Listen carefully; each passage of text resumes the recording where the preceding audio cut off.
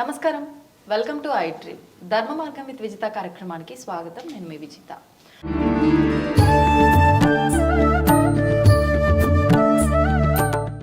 అందరికీ ముందుగా సంక్రాంతి శుభాకాంక్షలు. ప్రస్తుతం మనతో పాటు ఉన్నారు ప్రముఖ ఆధ్యాత్మికవేత్త జ్యోతిష పండితులు సుభాష్ శర్మ గారు. ఇప్పుడు గురుగారితో మాట్లాడి సంక్రాంతి విశిష్టత గురించి అడిగి తెలుసుకుందాం. నమస్కారం గురుగారు. శ్రీమాత్రే నమండి. సంక్రాంతి శుభాకాంక్షలు గురుగారు. మీకు, మీ కుటుంబ సభ్యులకి, అలాగే వీక్షిస్తున్న ప్రేక్షకులందరికీ సంక్రాంతి, భోగి, కనుమ 3 పండుగల శుభాకాంక్షలు. ధన్యవాదాలండి. నా తరపున, మా ప్రేక్షకులందరి తరపున కూడా థ్యాంక్ యూ అండి. గురుగారు, మనకి ఎన్నో పండుగలు ఉన్నాయి. విశేషంగా కొన్ని పండుగలు చాలా ప్రత్యేకమైనవి. ఈ సంక్రాంతి పండుగని పెద్ద పండుగ అంటారు. అంటే ఇది పెద్దలకు కొన్ని కార్యక్రమాలు ఆచరిస్తారు కాబట్టి పెద్ద పండుగ, 3 రోజులు జరుపుకుంటున్నాం కాబట్టి పెద్ద పండుగ. సంక్రాంతికి ముందంతా కూడా మూఢం అని చెప్పి కొన్ని రోజులు ఎటువంటి శుభకార్యాలు చెయ్యము. కాబట్టి ఈ పండుగని కూడా కొంతమంది ప్రాంతీయంగా కీడు పండగ, సంక్రాంతి కీడుతో వస్తుంది కాబట్టి ఎటువంటి అంటే శుభకార్యాలు తలపెట్టొద్దు, ఇలాంటివి కూడా ఎక్కువగా నమ్ముతూ ఉంటారు. మరి ఈ 3 రోజుల పండగకి ఉన్న విశిష్టత ఏంటి? అలాంటి కీడు ఏమైనా వస్తుందా సంక్రాంతితో పాటు? ఇలాంటి విషయాలన్నీ కూడా వివరంగా తెలియజేయండి. తప్పకుండా అండి. ముందుగా వీక్షిస్తున్నటువంటి ప్రేక్షకులందరికీ శ్రీమాత్రే నమః, శ్రీ గురుభ్యో నమః. యాదేవి సర్వభూతేషు మాతృరూపేణ సంస్థిత నమస్తస్సై నమస్తస్సై నమస్తస్సై నమో నమః. ఇక్కడ పండగ అన్నదానికి ఆనందంగా జరుపుకోవడానికి పెద్దలు, పూర్వీకులు మనకు అందించినటువంటి ఒక విశిష్టమైనటువంటి పండగ సంక్రాంతి పండగ. కొన్ని పండగలు దేవతలతో ముడిపడి ఉంటూ ఉంటాయి, కొన్ని ఆచారానికి ముడిపడి ఉంటాయి, కొన్ని సాంప్రదాయానికి ముడిపడి ఉంటూ ఉంటాయి. ఇది ఆచారానికి, సాంప్రదాయానికి ముడిపడి ఉన్నటువంటి పండగే సంక్రాంతి పండగ. ఇది తెలుగునాట చాలా విశేషంగా జరుపుకునేటటువంటిది. తెలంగాణలోనే కాదు, ఇటు ఏపీ వైపు కానీ ఆంధ్రప్రదేశ్లో కానీ చాలా విపరీతంగా చేసుకునేటటువంటి పండగ, పెద్ద పండగ. కాబట్టి ఈ పండగ వెనక ఉన్నటువంటి ఆంతర్యం ఏమిటి, దీనికి కీడు అనేటటువంటి పేరు ఎందుకు వచ్చింది అనేటటువంటి విషయంలోకి వెళితే, సంక్రాంతి కీడు అనేటటువంటిది కాదు. సంక్రాంతి వచ్చేటటువంటిది పౌష్యమాసంలో, అంటే పుష్యమాసంలో వస్తుంది. పుష్యమాసంలో పూస కూడా కుచ్చకూడదు, శుభముహూర్తాలకు ఈ యొక్క మాసం పనికిరాదు అని చెప్పేసి ఈ మాసాన్ని త్యజించడం జరిగింది. అంటే ఈ మాసంలో శుభకార్యాలు చేయడానికి అనువైనటువంటి మాసం కాదు. అందులోనూ ఇది పంటలు ఇంటికి వచ్చేటటువంటి మాసం. ఇది రైతుల పండగ అని చెప్పు. సంక్రాంతి పండగ అంటేనే రైతుల పండగ. ఇది రైతులు ఆనందంగా జరుపుకునేటటువంటిది. అలాగే ఈ యొక్క జనవరి మాసంలోనే సూర్యుడు మకర రాశిలోకి అడుగు పెడతాడు కాబట్టి దీన్ని మకర సంక్రాంతి అని పిలుస్తూ ఉంటారు. అలాగే భోగి, తర్వాత సంక్రాంతి, తర్వాత కనుమ, తర్వాత ముక్కనుమ, ఇలా 4 రోజుల పాటు చాలామంది విశేషంగా చేసుకుంటూ ఉంటారు. అయితే ఈ కీడు అనేటటువంటిది ఏదైతే ఉంటుందో, భోగి రోజున మనం ఏం చేస్తాము అంటే భోగి మంటలు వేస్తూ ఉంటాము. ఎందుకు భోగి మంటలు వేస్తాము అంటే పాతదంతా కూడా మర్చిపోయి కొత్త జీవితాన్ని ప్రారంభం చేయడానికి. భోగి అంటేనే కొత్తదనాన్ని ప్రారంభం చేయడానికి, పాతదనాన్ని అంతటికి కూడా మర్చిపోవడానికి. పాతదనము అంటే అర్థం ఏంటి? మనం పడుతున్నటువంటి దుఃఖము, బాధ, కష్టము, ఆర్థికపరమైన ఇబ్బందులు, కుటుంబపరమైన ఇలాంటివన్నీ కూడా పాతదనంలో, అంటే పాత సంవత్సరంలో జరిగినటువంటివన్నీ కూడా మర్చిపోయి భోగి మంటలలో వాటన్నిటినీ కూడా దగ్ధం చేసి, అలాగే మనం భోగి రోజున ఏం చేస్తాము, ఇల్లంతా శుభ్రం చేసుకుంటూ ఉంటాము. ఇంటిలో ఉన్నటువంటి పాత వస్తువులన్నీ కూడా తీసేసి పక్కన పెట్టేస్తుంటాం. తెల్లవారితే భోగి మంటల్లో వేస్తూ ఉంటాం. అంటే పాతదనాన్నంతటినీ కూడా మర్చిపోయి కొత్తదనంలోకి అడుగు పెట్టేటటువంటిది భోగి పండుగ యొక్క అర్థము. మీరు అన్నట్టు పాతది తీసేసి కొత్తది తీసుకురావడం వరకు బాగుంది, కానీ ఈ పాత వస్తువులు భోగి మంటల్లో వేయమని కొంతమంది చెప్తున్నారు. అవును, అలా వేయద్దు, మనం ఆవు పిడకలతోటే భోగి మంటలు వేయాలని మరికొంతమంది చెప్తున్నారు. అసలు రెండిట్లో ఏ విధానం కరెక్ట్? ఇక్కడ పాత వస్తువులు అని అంటే అర్థం ఏమిటి అని అంటే గనక, మనం కొన్ని పాతవైనా కూడా చీపిరు, చాట, కొన్ని దూలాలకు ఉన్నటువంటి పాత కర్రలు మనం బయట పడేయలేము. అది వంశపారంపర్యంగా వస్తుంది. అవి లక్ష్మీప్రదంగా చాలామంది భావిస్తారు ఏపీలో. అలాంటివి ఏం చేస్తాం, పడేయలేము, ఇంట్లో పెట్టుకోలేము. అందుకే మనం ఏం చేస్తాం, చాలామంది సంవత్సర కాలం అంతా కూడా అలా పాతవైనవన్నీ కూడా భోగి వచ్చేసరికి చూసి భోగి మంటల్లో వేస్తారు. ఏదైనా పనికిరానటువంటి వస్తువు అయితే ఈ యొక్క మంటల్లో వేస్తాము. లేదు అంటే జల సమాధి చేస్తూ ఉంటాము. ఏదైతే మనిషి కూడా మరణించిన తర్వాత ఎందుకు కాల్చివేస్తారంటే ఈ శరీరం పనికిరాదిగా మళ్ళీ కొత్త శరీరాన్ని ధరించవలసిందే.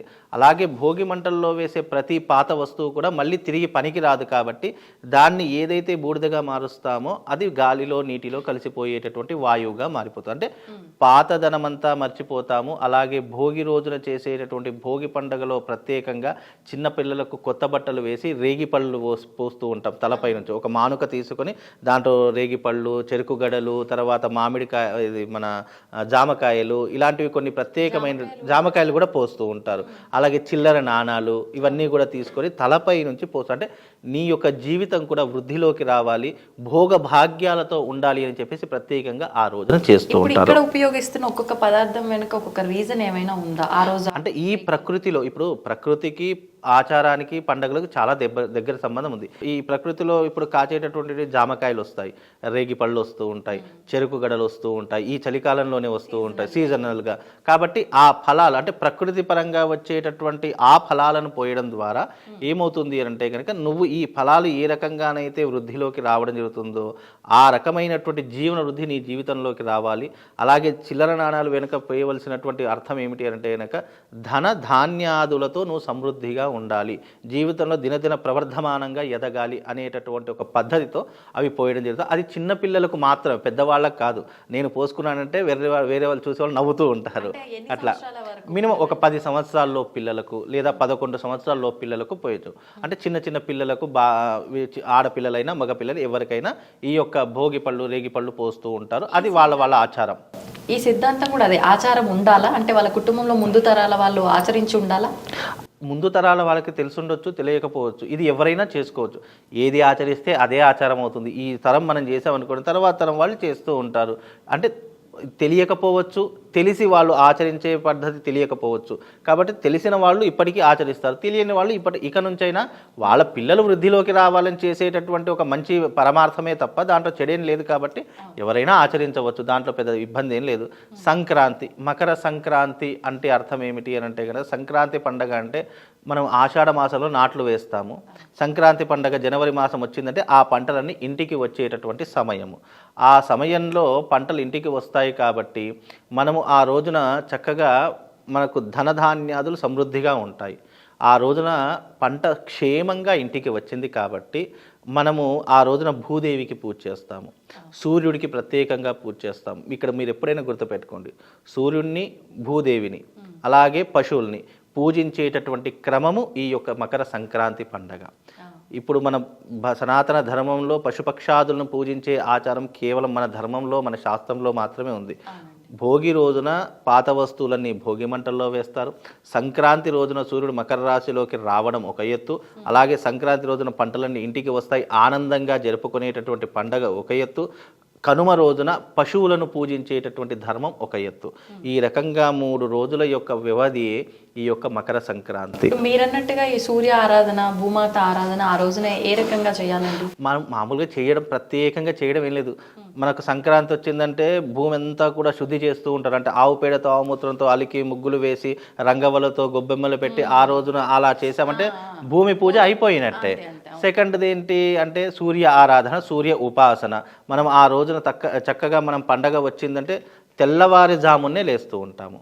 తెల్లవారుజామున లేస్తాము, చక్కగా స్నానాది క్రతువులు ఆచరించి దేవాలయాలకు వెళ్ళడము, ఇంట్లో పిండి వంటలు వండుతారు ప్రత్యేకంగా, ఆ పిండి వంటలను భుజించడము, ఇవన్నీ కూడా దాంట్లో ఉన్నటువంటి భాగం. ఇక్కడ ప్రత్యేకంగా సంక్రాంతి పండగ వచ్చింది కాబట్టి సూర్య ఉపాసన చేయడము, శివ ఆరాధన చేసుకోవడము, భూదేవిని పూజించడము, ఇంట్లో ఉన్నటువంటి పశుపక్షాదులు పశువులను ఆరాధించడం, ఇవి ప్రత్యేకంగా చేస్తారు. అందుకే ఏపీలో మీరు చూడండి, ఈ సంక్రాంతి వచ్చిందంటే కోడి పందాలు, ఎడ్ల పందాలు చాలా విపరీతంగా జరుగుతుంటాయి. ఎడ్ల పందాలు ఎందుకు చేస్తాము అని అంటే కనుక ఈ కనుమ రోజున మనం ఏదైతే మన ఇంటికి ఈ యొక్క ధాన్యం వచ్చిందో ఆ ధాన్యం రావడానికి ప్రధానమైనటువంటి కారణం ఎవరు అంటే పశువులు. ఆ పశువులు లేకపోతే పొలాన్ని దున్నలేము, నాట్లు వెయ్యలేము, మనం విత్తనాలు చల్లలేము. కాబట్టి మా ఇంటికి పంట రావడానికి కూడా మీ పశువుల యొక్క కారణం ఒకటి ఉంది. కాబట్టి దానికి ప్రత్యేకంగా కనుమ రోజున దాని కొమ్ములకు చక్కగా రంగులు వేసేసి దానికి చక్కగా పూజాది క్రతువులు, ఆవులు, ఎడ్లు ఇలాంటివన్నీ కూడా, అంటే పొలం దున్నడానికి ఏదైతే వాళ్ళకి సహకరించిందో వాటన్నిటిని కూడా పూజ చేస్తుంటారు. నాగలిని కూడా పూజ చేసేటటువంటి సాంప్రదాయము ఈ కనుమ రోజున ఏర్పడుతూ ఉంటుంది. కాబట్టి ఇవన్నీ కూడా ప్రకృతి పరంగా, ప్రకృతి అందించినటువంటి ఒక ధర్మపరంగా వీటన్నిటిని కూడా పూజించేటటువంటి విధానమే సంక్రాంతి పండుగ. ఇది ఆధ్యాత్మికంగా, అందులోనూ సనాతన ధర్మం ప్రకారంగా, ప్రకృతి పరంగా కూడా ఇటు ప్రకృతిని పూజిస్తూ ఉన్నాము. సనాతన ధర్మంలో సూర్యుడు మకర రాశిలోకి అడుగు పెడుతున్నాడు కాబట్టి సూర్య ఉపాసన చేస్తూ ఉన్నాము. అలాగే ఈ యొక్క భోగి రోజున సాక్షాత్తు ఈ యొక్క శ్రీరంగస్వామికి కళ్యాణం అయ్యింది గోదాదేవితో అనేటటువంటి విషయం కూడా. అందుకే ధనుర్మాసం అనేటటువంటిది ప్రారంభమయ్యేటటువంటి రోజు కూడా ఈ యొక్క సంక్రాంతి నుంచే. అలాగే సూర్యుడు మకర రాశిలోకి అడుగుపెట్టినటువంటి పుణ్యకాలాన్ని ఉత్తరాయణ పుణ్యకాలం అంటారు. దక్షిణాయన పుణ్యకాలం వెళ్ళిపోయి ఉత్తరాయణ పుణ్యకాలంలోకి ఉత్తరాయణ పుణ్యకాలము విశేషంగా జపాలకు, తపాలకు, హోమాలకు, పూజాది క్రతువులకు చాలా విశేషమైనటువంటి పుణ్య ఫలితం కలుగుతుంది. మామూలు రోజులలో దక్షిణాయనంలో చేసేదానికన్నా ఉత్తరాయణ పుణ్యకాలంలో చేసేటటువంటి విశేషమైనటువంటి క్రతువులు ఎన్నో రకాలుగా శాస్త్రంలో చెప్పడం జరిగింది. ఈ ఉత్తరాయణ పుణ్యకాలంలో ఈ సంక్రాంతి నుంచి మిగతా 6 నెలలు అంటే ఆషాఢ మాసం వచ్చేంత వరకు ఎవరైతే దేవతాది క్రతువులు ఆచరించి పుణ్యక్షేత్రాలకు వెళ్ళి దేవతలను దర్శిస్తారో మామూలు రోజులలో కంటే ఈ ఉత్తరాయణ పుణ్యకాలం విశేషమైనటువంటి అంటే 1,000,000 రెట్ల పుణ్యం కలుగుతుంది అని శాస్త్రం. అలాగే ఈ ఉత్తరాయణ పుణ్యకాలంలోనే భీష్మ పితామహుడు స్వర్గానికి వెళ్ళినటువంటి గొప్పనైనటువంటి రోజు అని చెప్తూ ఉంటాం. ఇలా 1 కాదు 2 కాదు చరిత్ర చెప్పుకుంటే చాలా రకాలుగా ఉంది. కాకపోతే సంక్రాంతి పండగ అనేది రైతుల పండగ, రైతులు ఆనందంగా చేసుకునేటటువంటి పండగ. ముక్కనుమకు కూడా ఒక చారిత్రకమైనటువంటి ఆధారాలు కొన్ని ఉన్నాయి. చరిత్ర ఏం చెప్పిందంటే ఈ 3 రోజుల యొక్క పండగలను కుటుంబ సభ్యులు అంతా కూర్చొని ఆ రోజున చక్కగా ఈ 3 రోజులు ఏం చేశారో మాట్లాడుకోవడానికి ముక్కనుమ. అలాగే ఆ రోజున ఇంట్లో నాన్ వెజ్లు ఇలాంటి పదార్థాలు ఎక్కువగా వండుకునేటటువంటిది ముక్కనుమ రోజు వండుకుంటారు. నాన్ వెజ్ తినేవాళ్ళు తింటూ ఉన్నారండి. అంటే మామూలుగా పండగ వచ్చింది అని అంటే గనక కొంతమంది తింటారు, కొంతమంది తినరు. ఈ తినేటటువంటి వ్యక్తులు వాళ్ళ యొక్క అది వ్యక్తిగత వ్యవహారం కాబట్టి తినేవాళ్ళు తింటారు. ఇప్పుడు ఏపీలో పండగ వచ్చిందంటే ఈ 3 రోజులు నాన్ వెజ్ లేకుండా, మద్యం మాంసం లేకుండా వాళ్ళకి జీవితం నడవదు. ఇప్పుడు ఈ 3 రోజులు తప్పకుండా తాగుతారు, తింటారు, తూలుతారు, మళ్ళీ ఇంటికి పోయి పడిపోతారు. అది వాళ్ళ వ్యక్తిగత విషయం. కాకపోతే పండగ అనేటటువంటిది ఆనందంగా జరుపుకోవాలి కాబట్టి మద్యం మాంసం 3 రోజులు దూరం పెడితే చాలా బాగుంటుంది అనేటటువంటి అంతరార్థం కూడా ఉంది. ఒక్క కనుమ లేదంటే ముక్కనుమ ఈ 2 రోజుల్లో ఏదో ఒక రోజు తింటే తప్పు లేదు. కానీ మనకు భోగి పండగ రోజు కానీ సంక్రాంతి పండగ రోజు కేవలం పిండి వంటలు మాత్రమే తినాలి. కేవలము నువ్వులతో చేసినటువంటివి, పిండి పదార్థాలతో చేసినటువంటివి మాత్రమే స్వీకరించాలి అనేటటువంటి శాస్త్ర దృక్పథం అనేటటువంటిది మనకు తెలుస్తుంది. అందులోనూ ఈ నాన్ వెజ్ అనేటటువంటిది ఏదైతే ఉందో మాంసపు కృత్తులు ఇవి 2 రోజులు త్యజించడం వల్ల శరీరంలో ఉన్నటువంటి రుగ్మతలు కూడా తొలగిపోతాయి అనేటటువంటిది సనాతన ధర్మంలో మనకు చెప్పినారు. అందుకే సూర్యుడు మకర రాశిలో ఆరోగ్యం భాస్కరాదిత్యత అని అంటారు. అంటే సూర్యుడు ఆరోగ్య కారకుడు కాబట్టి సూర్యుడు మకర రాశిలో ప్రవేశించినప్పుడు ఈ యొక్క మాంసపు కృత్తులు కావచ్చు, మద్యపు కృత్తులు కావచ్చు, ఇవన్నీ కూడా కొంచెం దూరం పక్కన పెడితే మీ శరీరంలో ఉన్నటువంటి రుగ్మతలు కూడా తొలగిపోతాయి అనేటటువంటిది కూడా ధర్మాచార ప్రకారం మనకు చెప్పినటువంటి విషయాలు ఎన్నో రకాలుగా చెప్పడం జరిగింది. సంక్రాంతి, భోగి, కనుమ ఇవన్నీ కూడా రైతుల యొక్క పండగలు, ఆనందంగా చేసుకునేటటువంటి పండగలు. దీనికి శాస్త్రం జోడించినటువంటిది ఏం లేదు. పంటలు ఇంటికి వస్తాయి కాబట్టి ఏపీలో చాలామంది రైతులు ఎక్కువగా ఉన్నారు కాబట్టి ఆ రైతులు ఆనందంగా చేసుకునేటటువంటి ఓ ఆహ్లాదకరమైనటువంటి వాతావరణంలో ఏర్పడేటటువంటి మకర సంక్రాంతి అనేటటువంటి. కనుమకు సంబంధించి ఇంకొక విశ్వాసం కూడా ఉందండి. అది విశ్వాసమా మరి మూఢ విశ్వాసమా మీరే తెలియజేయాలి. కనుమ రోజున ఎటువంటి ప్రయాణాలు చేయకూడదు అని కూడా నమ్ముతూ ఉంటారు. వాస్తవం అంటే ఇప్పుడు భోగి, సంక్రాంతి, కనుమ, ముక్కనుమ ఇవన్నీ అంటే కనుమ రోజు ఎందుకు ప్రయాణం చేయకూడదు అని అంటే తెల్లారితే ముక్కనుమ. వచ్చినటువంటి బంధువులు కావచ్చు, మిత్రులు కావచ్చు, శ్రేయభిలాషులు కావచ్చు, ముక్కనుమ రోజున అందరూ ఒక దగ్గర కూర్చుండి పిండి వంటలు అన్నీ తినుకుంటూ చక్కగా ఈ 3 రోజుల పాటు జరిగినటువంటి వింతలు విశేషాలు చేసినటువంటి ఈ యొక్క ప్రకృతి పరంగా కావచ్చు, వ్యక్తిగత పరంగా కావచ్చు, మీ ఆనందాన్ని పంచుకోవడానికి ఏర్పడినటువంటిదే ముక్కనుమ. దానికి ఒక కథ కూడా ఉంది. మీరు సంక్రాంతి మనకు ఒక గ్రంథం దొరుకుతుంది, సనాతన సాంప్రదాయం యొక్క మూలములు అనేటటువంటి ఒక గ్రంథం దొరుకుతుంది. దాంట్లో సంక్రాంతి ముక్కనుమ యొక్క అర్థం ఏంటంటే ఈ 3 రోజులు జరిగినటువంటి సంఘటనలు, అనురాగాలు, ఆప్యాయతలు పంచుకోవడానికి ముక్కనుమ ఏర్పడింది. ఈ ముక్కనుమలో పూర్వకాలంలో రామయ్య అనేటటువంటి ఒక వ్యక్తి ఉండేవాడు. తన కుటుంబ సభ్యులందరినీ అంటే ఆ రోజు వ్యవసాయానికి వెళ్ళలేదు. వీళ్ళ పని ఏంటంటే వ్యవసాయానికి వెళ్ళడమే. ముక్కనుమ రోజున వ్యవసాయానికి వెళ్ళలేదు. ఎందుకు వెళ్ళలేదు అని అంటే కనుక తన కొడుకుని, తన భార్యను, తన ఇంటికి వచ్చినటువంటి బంధువులందరినీ కూర్చోపెట్టి చక్కగా ఆ రామయ్య జరిగినటువంటి ఈ 3 రోజులు జరిగినటువంటి పండగల గురించి, విశేషాల గురించి చెప్తున్నాడు. భోగి అంటే ఫలానా ఈ రకమైనటువంటి పాత వస్తువులన్నీ పడేసి కొత్త జీవితాన్ని ప్రారంభం చేయాలని తన కొడుకుకి చెప్తూ ఉన్నాడు. అలాగే సంక్రాంతి అని అంటే పంటలు ఇంటికి క్షేమంగా వచ్చాయి అంటే చాలా మట్టుకు పంటలు వేస్తారు, ప్రకృతి పరంగా కొన్ని నాశనం అయిపోతూ ఉంటాయి. అలా నాశనం కాకుండా ప్రకృతి మనల్ని కాపాడి పంటలు క్షేమంగా ఇంటికి వచ్చాయి కాబట్టి ఆ పొలానికి వెళితే ఈ రకమైనటువంటి వ్యవసాయం చేసి పంటలు ఇంటికి తీసుకురావడం వల్ల ఈ రోజున 5,000 నోట్లోకి వెళుతున్నాయి అనేటటువంటి విశేషాలు చెప్పడము. కనుమ రోజున చక్కగా ఆ రోజున విశేషంగా పశువుల్ని పూజించడము. అంటే మనం పొలం దున్నడానికి మనకు సహాయపడినటువంటి పశువుల్ని కూడా ఆ కాలంలో ఏంటంటే పశువులు కూడా ఇంట్లో పెంచేవాళ్ళు. ఎందుకు? దానిని కూడా కన్నబిడ్డల వలె పాలించుచు వాళ్ళ ఇంట్లో పెంచుకుంటూ దాన్ని కూడా ఒక బిడ్డలాగా భావన చేసుకునేటటువంటి సాంప్రదాయం అప్పటి కాలంలో ఉండేది. ఒకవైపు చూస్తే ఒక ఇల్లు, ఇంకోవైపు చూస్తే మొత్తం పశువుల సంత ఉండేటటువంటిది. ఒక 10-15 పశువులు ఇంట్లోనే కట్టేసేవాళ్ళు.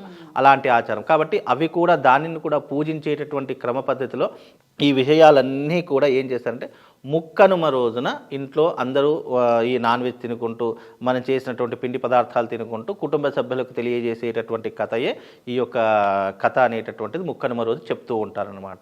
ఇప్పుడు సంక్రాంతి అంటే గాలిపటాలు ఒకటి, ఇది కూడా అంటే ఆచారం లేదు. ఇవన్నీ కూడా మనము చేసినటువంటి మనం సృష్టించుకున్నటువంటివే తప్ప ఇది రైతుల పండగ. ఇప్పుడు గాలిపటాలు ఎగిరేయడము, ఇంట్లో పిండి వంటలు తినడము. ఇప్పుడు పండగ అంటే ఎలా అయిపోయిందంటే సెలవులు దొరుకుతున్నాయంటే వైన్ షాపుల ముందు ఉండాలి, లేదు అంటే ఏదో రోడ్డు మీద పడిపోయి తాగి తూగాలి అనేటటువంటి సాంప్రదాయం ఏర్పడింది. నిజానికి పండగ వచ్చిందంటే కుటుంబ సభ్యుల మధ్య జరుపుకునేటటువంటి విధానంగా ఉండాలి అనేటటువంటి తెలియాలే తప్ప ఇక పండగ వచ్చింది అని అంటే సెలవులు దొరికాయంటే తాగడము, తినడము, తూగడము, పోలీస్ స్టేషన్లోకి వెళ్ళి పడడం ఇవే జరుగుతున్నాయి. మొన్న న్యూ ఇయర్కు కూడా చూసాం కదండి, ఎన్ని అకృత్యాలు జరిగాయంటే చివరికి ఆడవాళ్ళు కూడా తాగి రోడ్ల మీద పడిపోయేటువంటి దౌర్భాగ్య స్థితి ఏర్పడింది. ఎందుకు అంటే న్యూ ఇయర్ అంటే తాగడమా, తినడమా, లేదు అని అంటే ఇప్పుడు సంక్రాంతి పండుగ వచ్చింది, పండగలు సెలవులు వచ్చాయంటే కేవలం తాగడం తినడమే తప్ప ఇంకో వేరే వ్యవహారం లేదా? ఇప్పుడు అనుబంధాలు, ఆత్మీయతలు, లేదు అని అంటే గనక విలువలు, ఇవన్నీ ఎలా తెలుస్తాయి? ఈ పండగలు వచ్చినప్పుడు ఒకళ్ళొకళ్ళు మాట్లాడుకోవడము, చక్కగా ఒక ఇప్పుడు మామూలు అందరు కలిసి తినడము, అందరికీ కలిసి ఈ యొక్క పండగ యొక్క వాతావరణం గురించి చెప్పడము, ఇవన్నీ కూడా ఎందుకు చెప్తాము అని అంటే ఇదిగో ఇలాంటి ధర్మకమైనటువంటి కార్యక్రమాలు చేయడము, వ్యవసాయం గురించి తెలుసుకోవడం, ఇవన్నీ కూడా వచ్చినటువంటి ఈ సాంప్రదాయాన్ని అంతా పక్కన పెట్టేసి ఇటు అంటే సాంప్రదాయం అంతా కూడా రాంగ్ రూట్లోకి వెళ్ళిపోతేటటువంటి పరిస్థితి ఏర్పడుతుంది. అలా చేయకూడదు అని చెప్పే ఉద్దేశమే తప్ప ఎవరి వ్యక్తిగత విషయం వాళ్ళది. కాకపోతే అలా చేయకూడదు. సనాతన సాంప్రదాయం సంక్రాంతి కంటూ ఒక ప్రత్యేకమైనటువంటి విధానాలు ఉన్నాయి, దాన్ని ఆచరించాలి. బ్రహ్మ ముహూర్తంలో లేవాలి, చక్కగా స్నానాది క్రతువులు ఆచరించాలి, చక్కగా పిండి వంటలతో అందరినీ కూడా వచ్చినటువంటి బంధుమిత్రులు అందరికీ కూడా చక్కగా వండి పెట్టడం అనేటువంటి ఆచారం వచ్చింది. అలాగే ఈ సంక్రాంతి, కనుమ, భోగి రోజున విశేషంగా దేవతా అర్చనలు చేసుకోవడం చాలా విశేషమైనటువంటిదండి. ఎందుకంటే ఈ సంవత్సరం అంతా హ్యాపీగా ఉండాలి, సంతోషంగా ఉండాలి అని అంటే కనుక తప్పకుండా ఆ రోజున పంటలు రావడానికి మనకు ఎప్పుడైనా గుర్తుపెట్టుకోండి, సూర్యుడు లేకపోతే పంట పండదు, భూమి లేకపోతే పంట పండదు, అలాగే పశు సంపద లేకుంటే పంట పండదు. ఈ మూడిటిని ఆధారంగా చేసుకునేటటువంటి పండగే సంక్రాంతి పండగ తప్ప అందులో గొప్ప విశేషం అంటూ లేదంటే ఏదో దేవతల పూజలు చేసుకోవాలి, లేదు అని అంటే కనుక ఇది చేయకపోతే ఏదో కీడు అని అన్నారు, ఆ కీడు ఏదో వస్తుంది అనేటటువంటి కీడు అన్నదానికి అర్థం ఏంటి అని అంటే కనుక ఈ పాతదనాన్ని అంతటినీ కూడా వదిలేసి కొత్త జీవితంలోకి అడుగు పెట్టడమే మన యొక్క కొత్తదనానికి వేరు. కీడు అనేది ఏంటి? మనకు గతంలో జరిగినటువంటి ఏదైతే ఇబ్బందికరమైనటువంటి విషయాలు ఉన్నాయో వాటన్నిటి ఆ కీడుని వదిలేయడమే దాని యొక్క ఉద్దేశం తప్ప ఒక కొడుకున్న వాళ్ళు గాజులు ఇవ్వాలి, నోములు నోచుకోవాలి, లేదు అంటే మీకేదో అరిష్టం వస్తుంది, సంక్రాంతి అంటేనే అరిష్టము అనేటటువంటి భయభ్రాంతుల్లో చాలామంది పడేశారు. అది నమ్మేటటువంటి విషయం కాదు. శాస్త్రంలో కూడా అలాంటి కీడు అనేటటువంటిదే లేదండి. ఇది గుర్తుపెట్టుకోండి. ఎవరికైనా సంక్రాంతి పండగ ఆనందంగా జరుపుకునేటటువంటి పండగ తప్ప ఏదో దానం ఇవ్వాలి. ఏం దానం ఇవ్వాలి? నువ్వులు దానం ఇవ్వాలి, లేదు అంటే వస్త్రదానం చేయాలి, లేదా 10 మంది బ్రాహ్మణులకు భోజనం పెట్టేటటువంటి ప్రయత్నం చేసుకోవాలి. ఎందుకు? పంటలు ఇంటికి వస్తాయి, ధనధాన్యాలు సమృద్ధిగా ఉంటాయి కాబట్టి నువ్వు ఎంత పెడితే నీ జీవితం అంత వృద్ధిలోకి వస్తుంది. దానము ఎప్పటికైనా ధర్మాన్ని పెంచుతుంది, నీ యొక్క వృద్ధిని పెంచుతుంది. నువ్వు దానం చేసే కొద్దీ నీ జీవితంలో వృద్ధిలోకి వస్తావు. అందుకే దానం ఎందుకు చేయమంటారు అని అంటే, ఒక్కడికి దానం చేసినా నువ్వు 100 మందికి దానం చేసిన పుణ్య ఫలితం నీ ఖాతాలో జమ అవుతుంది. మన దగ్గర 10 రూపాయలు ఉన్నాయనుకోండి, మన అవసరాలకు ఉంచుకొని మిగతా ₹1 అయినా, ఇప్పుడు నువ్వు ఒక 10 రూపాయలు సంపాదించి ₹1 దానం చేస్తే తప్పేం లేదు. ఆ ₹1 నీకు మళ్ళీ 10 రూపాయలను తీసుకొని పెడుతుంది. అందుకే దానము అనేటటువంటిది ఎప్పుడు చేసినా దాని యొక్క పుణ్య ఫలితం నీ జీవితాన్ని వృద్ధిలోకే తెస్తుంది తప్ప నిన్ను నీకు చీకట్లో పడేయదు ఎప్పుడు కూడా. కాబట్టి ఇలాంటి విషయాలన్నీ గుర్తుపెట్టుకోవాలి. ఈ సంక్రాంతి, కనుమ, భోగి అందరూ ఆనందంగా జరుపుకుంటే ఎలాంటి కీడులు లేవు, ఎలాంటి అపశకునాలు లేవు, ఎలాంటి ఇబ్బందులు కూడా లేవు. ఎవరైనా చెప్పినా కూడా అవి నమ్మకండి. ఇంకో చిన్న విషయం అండి, మిగతా ఏ పండుగలైనా ఈసారి ఈ పండగ ఏ రోజున వస్తుంది అని అంటే ఒక క్వశ్చన్ మార్క్ క్యాలెండర్ చూసేవారు. కానీ సంక్రాంతి విషయం వచ్చేసరికి అస్సలు ఆ ప్రశ్నే లేదు. ఖచ్చితంగా 13, 14, 15. ఎందుకని అలా డేట్లు మారకుండా? అంటే మనకు అధిక మాసాలని హెచ్చులు తగ్గులు ఎన్నో వస్తాయి. ఎన్ని వచ్చినా కూడా అయితే ఇక్కడ డేట్లు ఇప్పుడు ప్రతి సంవత్సరం మనకు సంక్రాంతి పాటు 14 15 వస్తుంది. కానీ ఈసారి 15వ తారీఖు వచ్చింది, 13వ తారీఖు భోగి వస్తుంది, 14వ తారీఖు సంక్రాంతి వస్తుంది, 15వ తారీఖు కనుమ వస్తుంది. కానీ ఈ రోజు ఒక్కరోజు వెనక ముందు జరిగింది. ఎందుకు అని అంటే గనక మనకు 14వ తారీఖు రోజున భోగి, 15వ తారీఖు రోజున సంక్రాంతి, 16వ తారీఖు రోజున కనుమ. అధిక మాసం రావడం చేత పండుగలన్నీ కూడా వెనకకు ముందుకు జరుగుతాయి. కానీ సంక్రాంతి పండుగ అనేటట్టు ఎప్పటికైనా ఈ 3 రోజుల్లోనే దాగి ఉంటుంది. ఎందుకంటే సూర్యుడు మకర రాశిలో ఎప్పుడైతే ప్రవేశిస్తాడో అదే మనకు సంక్రాంతి. దాన్నే సంక్రమణను బట్టే ఆధారంగా చేసుకొని మనకు సంక్రాంతి ఉంటుందే తప్ప మనకు ఏమైనా పండుగలు మారుతాయి లేదంటే డేట్లు మారుతాయి తప్ప మకర సంక్రాంతి అయితే 14, 15 ఈ 2 రోజుల్లోనే సూర్యుడు మకర రాశిలోకి ప్రవేశిస్తాడు. కాబట్టి అందుకే దీన్ని మకర రాశిలోకి ప్రవేశిస్తాడు కదా, మకర సంక్రాంతి అని పిలుస్తారు. అంతే తప్ప దీనికి పెద్ద విశేషం అంటే ఏం లేదండి. ధన్యవాదాలండి. Srimata. And for more videos, please subscribe to iDream. Please subscribe to iDream. Please subscribe iDream. And please subscribe to iDream. For more videos, subscribe to iDream. please like, share and subscribe to the channel. Congratulations, iDream. Subscribe to iDream. Subscribe to iDream. So subscribe to iDream Media. iDream ki iDream team andarki huge congratulations. Please subscribe iDream Media. Please subscribe to iDream. Subscribe iDream. Please subscribe to iDream. iDream అంటే నా కళల channel subscribe చేసుకున్న నోరు తిరుగుతలేదు, మీరైతే గంట గుర్తు కొట్టండి. For more such videos, please subscribe to iDream. Subscribe to iDream. Please subscribe to iDream. Please subscribe iDream Media. Please do subscribe to iDream. Please subscribe to iDream Media. For best entertainment and information, please subscribe iDream. And don't forget to subscribe to iDream.